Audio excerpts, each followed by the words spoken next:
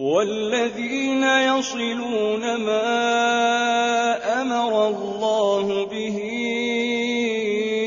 أن يوصل ويخشون ربهم ويخافون سوء الحساب والذين صبروا ابتغاء وجه ربهم وأقاموا الصلاة وأنفقوا مما رزقناهم سرا وعلانية ويدرؤون بالحسنة السيئة أولئك لهم عقبى الدار جنات عدن يدخلونها ومن صلح من آبائهم وأزواجهم وذرياتهم والملائكة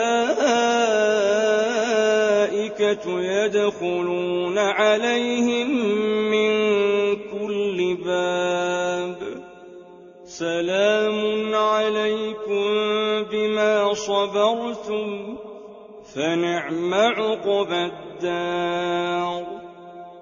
والذين ينقضون عهد الله من بعد ميثاقه ويقطعون ما أمر الله به أن يوصل ويفسدون في الأرض أولئك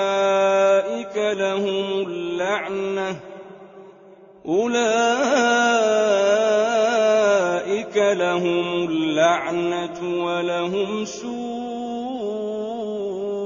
الدار الله يبسط الرزق لمن يشاء ويقدر وفرحوا بالحياة الدنيا وما الحياة الدنيا في الآخرة إلا متاع ويقول الذين كفروا لولا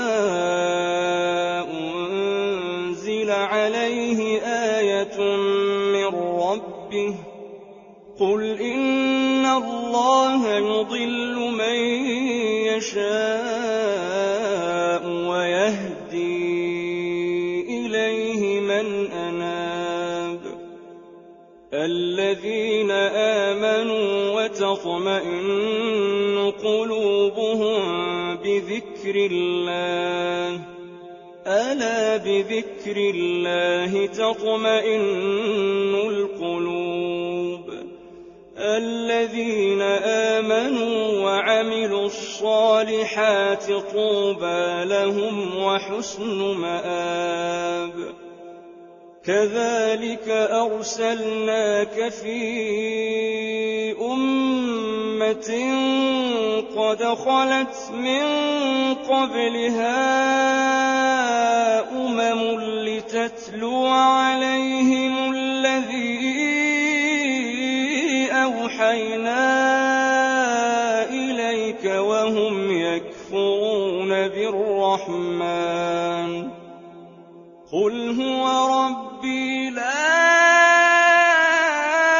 إله إلا هو عليه توكلت وإليه متاب